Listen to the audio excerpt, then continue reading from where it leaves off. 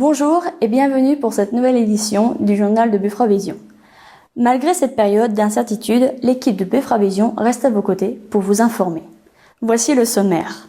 Intervention de Monsieur Olivier Descamps concernant la rentrée des classes lundi prochain, distribution de masques à la population. Nous assisterons à la messe de profession de foi, présentation d'un nouveau chemin de randonnée, lavage des tombes par les jeunes du LAP, visite des élus au cimetière et la rubrique Famille tout écran, et nous terminerons par l'insoutenable légèreté de l'Hertz. Pour débuter ce journal, écoutons l'intervention de Monsieur Olivier Descamps, maire adjoint chargé de l'enseignement, qui nous présente les détails de la rentrée des élèves de primaire et de maternelle lundi prochain.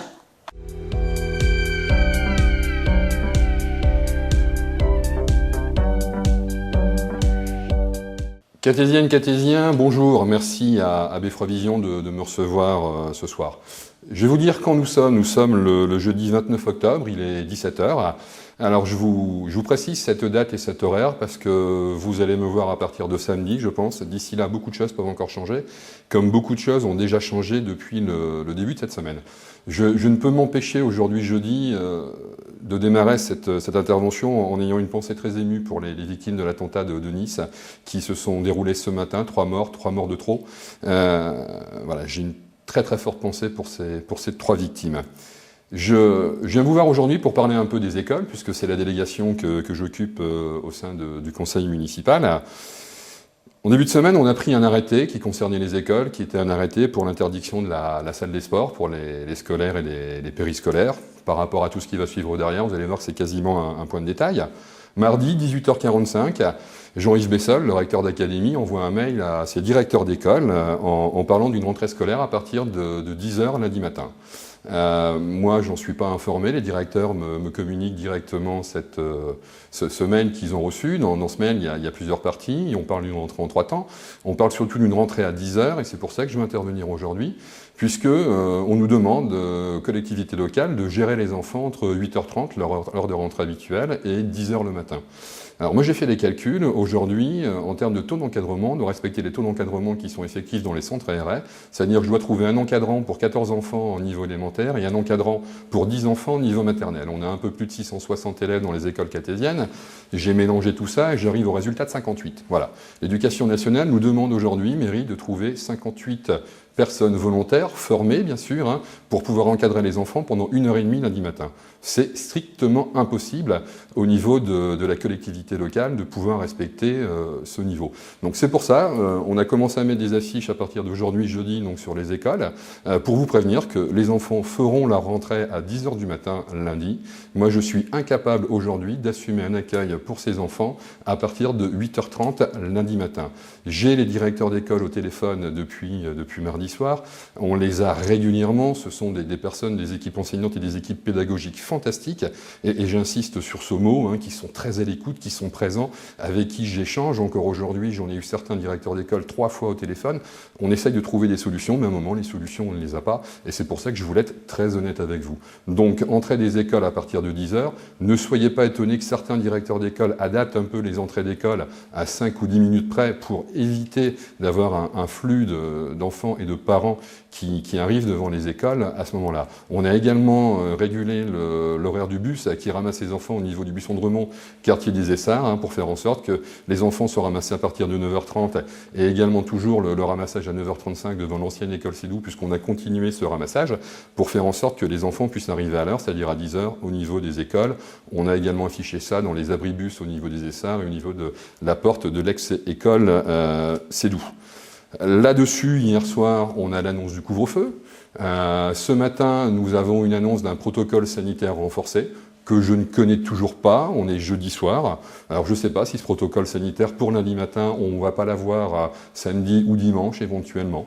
Voilà, donc je ne peux pas vous dire actuellement si la cantine va se passer correctement lundi midi, ni même mardi midi. Nous sommes en attente d'informations. Là, à l'instant, avant d'entrer dans le studio, je viens d'apprendre également qu'on était passé en plan Vigipirate renforcé. Ça fait beaucoup de choses qui se cumulent actuellement pour les directeurs d'école, mais j'ai confiance en eux. Ce sont des gens qui ont une résilience fantastique.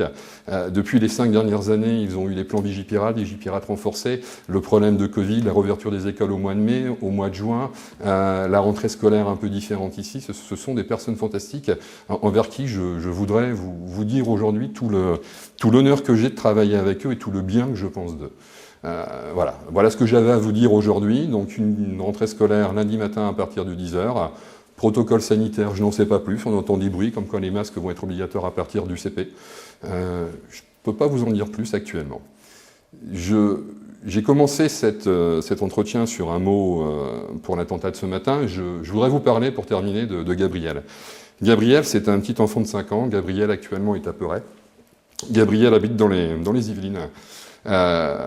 Gabriel comprend pas actuellement ce qui se passe autour de lui, ça bouge un peu dans tous les sens. Gabriel, son papa était prof d'histoire géo.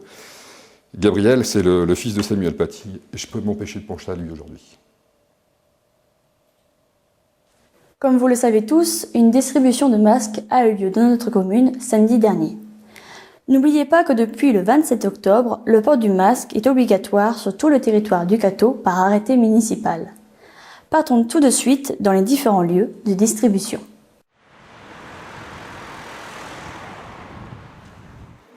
Bonjour, je l'ai vu que c'est collé. Merci. L'adresse. Alors, la commune du Cateau a décidé de refaire une distribution de masques.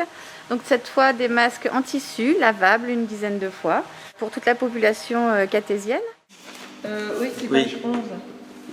Voilà, c'est bon. Merci, madame. Bonne journée.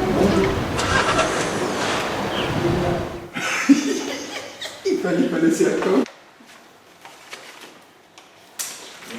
S'il vous plaît, madame. Allez-y. Donc du coup, peut-être que C'est c'est bon. pas parce qu'on est enfant. C'est bon, ça va ? Elle va venir.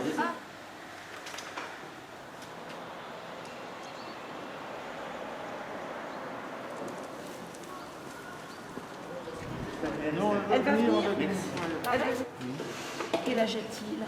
21 ans. C'est bon. Voilà. Ben, je vous remercie. Oui. Ça s'attache comment? Démonstration. Brel. Comme ça. Et puis là. Voilà. Bonne journée. Merci. Au revoir. Nous sommes donc ici au service technique, un des points de distribution, où la distribution se passe très bien, les gens respectent bien les gestes barrières, l'équipe est au complet, prête à accueillir la population. Merci à vous d'être là, présent au service. Merci. En profiter également pour remercier tous les employés techniques et administratifs de la ville qui ont bien voulu participer à cette distribution, et puis tous mes collègues élus qui se sont portés volontaires également pour que cette distribution se passe dans les meilleures conditions possibles. Il fallait, Ouais, c'est bien, impeccable. Nickel. Donc pour 2, page 11. Tout. Le numéro de... Donc vous êtes 3. Ah bon.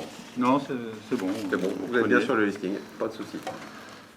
Foncez les côtés et vous faites... Voilà. En fait, vous tirez dessus, puis après, vous faites la cocarde ici. Et puis après, voilà, vous mettez ça derrière les oreilles. D'accord, bon. Voilà, c'est... Je sais savoir comment ça marche. Ouais, c'est ça. Parce que des comme ça, j'en ai pas encore eu. D'accord. Allez, une bonne journée. Merci. Au revoir. Alors, ce sont des masques qui ont été fabriqués par l'entreprise Decem à Villers-au-Tréau. Donc, on a choisi le circuit local pour ces masques tissus. S'il vous plaît, madame. Merci. Bonne journée. Merci. Merci. Au revoir. À bientôt. Merci. On a prévu donc 2 masques par personne, ce qui représente à peu près 8000 masques distribués aujourd'hui. Et donc on va rappeler quand même les gestes barrières à appliquer malgré tout. Tout à fait. Aujourd'hui pour la distribution, mais tout au long de la journée. Donc la distanciation, on ne se serre pas la main, on ne se fait pas la bise et surtout on porte le masque et on prend soin de soi. 2. 1, 2. Merci monsieur. De rien. Les professions de foi de nos communiants se sont très bien déroulées. Malgré les contraintes sanitaires, 2 messes de communion ont eu lieu dimanche dernier à l'abbatiale Saint-Martin. Je vous propose de les retrouver pour un moment essentiel dans leur vie de catholique.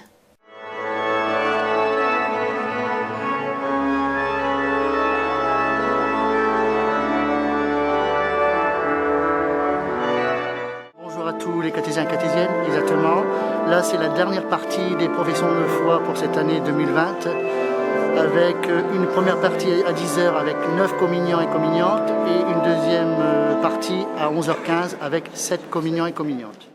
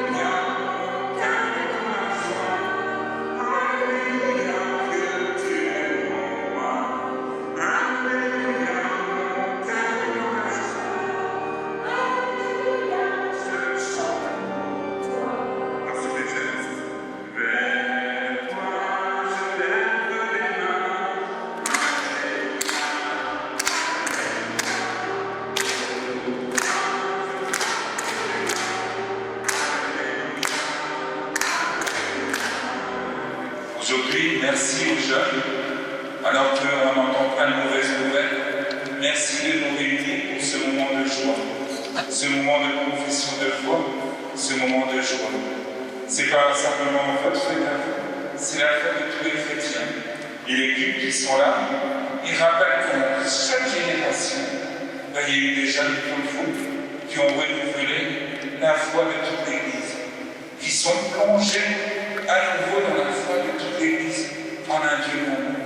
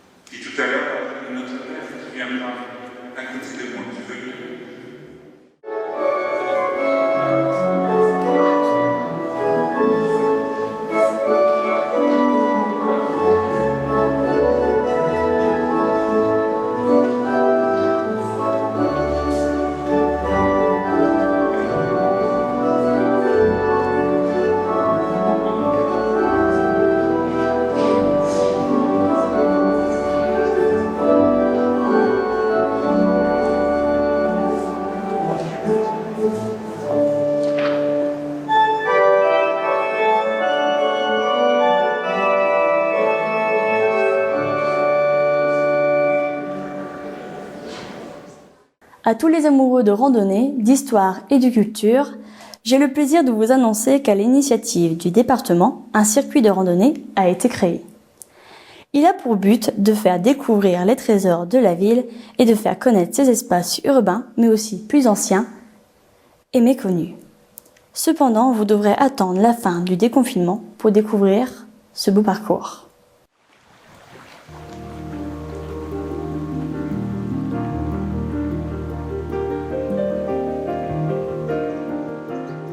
Pourquoi nous trouvons-nous aujourd'hui à côté de ce panneau?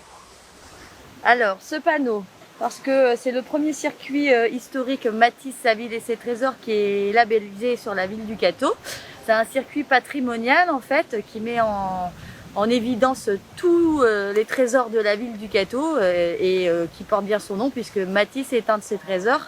Il a été labellisé par le département du Nord juste avant l'été et puis donc mis en service depuis. Voilà, donc on voulait aussi le présenter à tout le monde.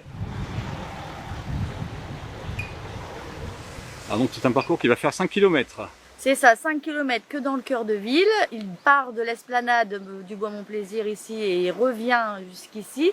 Et puis on rencontre tous les sites importants tels que le musée, la fontaine, la brasserie, la Bastiale, les lavoirs. Enfin voilà, beaucoup de points d'intérêt. Il y a des espaces en fait qui sont très urbains. Et puis on a aussi les espaces un peu plus naturels via l'espace Turu et puis le chemin des rails des Nonnettes comme on dit.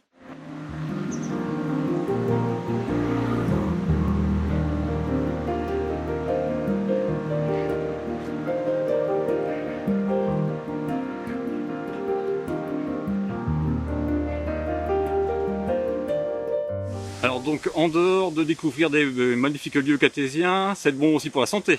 Tout à fait, c'est un parcours donc, qui fait un petit peu moins de 5 km, accessible à tous, puisque en centre-ville, on peut le faire à son rythme. Pour les coureurs, ils peuvent le faire en courant s'ils le souhaitent, les enfants, les personnes à mobilité réduite également. Voilà, ce parcours a été testé par des randonneurs. Donc comme le disait Sylvie, il a été labellisé, donc il y a sur les panneaux le long du parcours les symboles que connaissent bien les randonneurs pour retrouver le trajet facilement.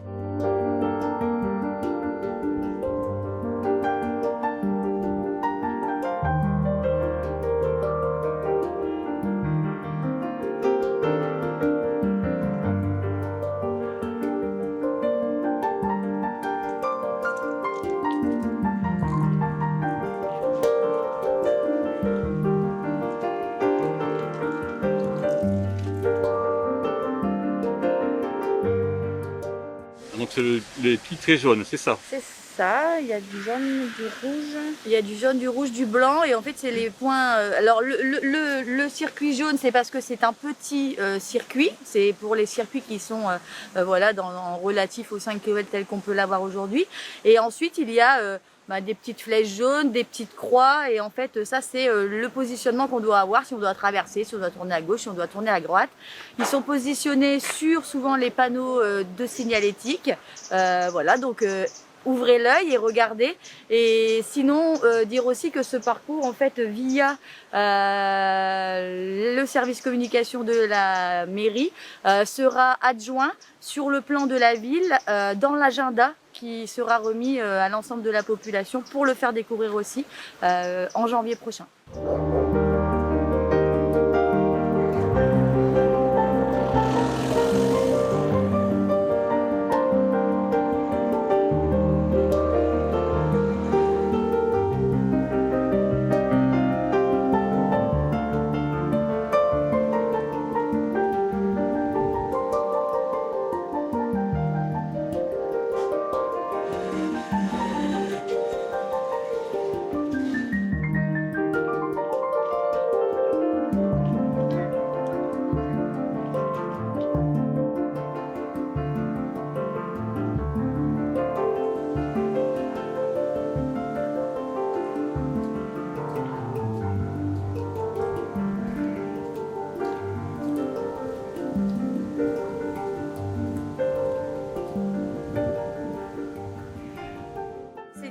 un parcours qui est mis en totale sécurité puisqu'il a été donc labellisé, qu'il a été labellisé par le club de randonnée d'Inchy-Beaumont sous couvert de la fédération départementale du Nord des randonneurs, que eux ce sont des spécialistes et des techniciens. Il y a une délibération qui a été prise l'année dernière et que depuis, ça a cheminé. Il y a eu plusieurs traçages avant la labellisation et le traçage final qui aujourd'hui est en action. On va essayer de travailler, c'est un peu dommage, notre ami Mathieu n'est pas là, mais au rayonnement de ce chemin de randonnée via forcément l'Office du tourisme pour le faire découvrir aux touristes. C'est pas un chemin qui est fait aussi que pour les Catésiens, c'est aussi fait pour faire découvrir notre ville et attirer le plus de monde possible, que ce soit des gens du Cambrésis, de l'Avesnois ou de l'Aisne, mais aussi de plus loin. Et puis essayer de le faire vivre encore et encore en lui apportant des petites touches et puis peut-être des animations dans l'avenir autour de ce chemin pour fédérer un peu.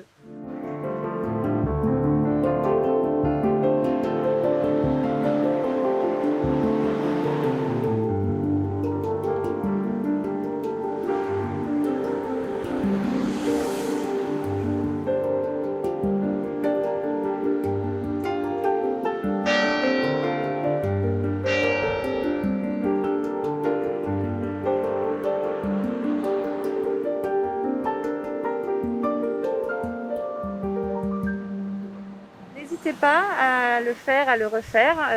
Les Catésiens vont pouvoir redécouvrir la ville d'une autre façon, tranquillement, en marchant. Et prévention santé, la marche, ça fait du bien.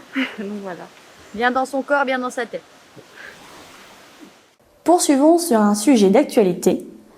Puisqu'en cette période du Toussaint, vous êtes nombreux à penser à acheter des fleurs, mais pas forcément à passer du temps à entretenir vos tombes, eh bien, c'est l'idée que les membres de l'accueil de loisirs Le LALP a eu. Une initiative collective afin de récolter des fonds pour leurs projets, mais aussi pour rendre service à ceux qui en ont besoin. Les jeunes ont retroussé leurs manches et ont mis la main dans l'eau glacée pour nettoyer les tombes des défunts.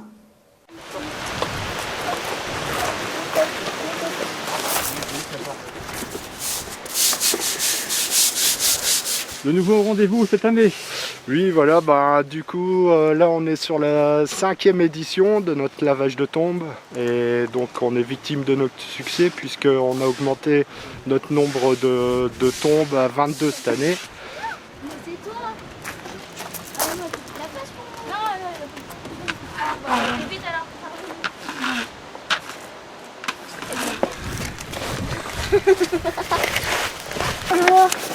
Il est percé. Donc les jeunes s'investissent aujourd'hui au lavage de tombes pour pouvoir s'investir dans leurs projets et surtout pouvoir les financer pour pouvoir réduire, on va dire, la somme de participation des séjours qui sont en projet, sachant que cette année c'est un peu compliqué pour nous puisque tout le monde le sait, le virus est là. Donc voilà, on est là et on répond présent pour le lavage de tombes.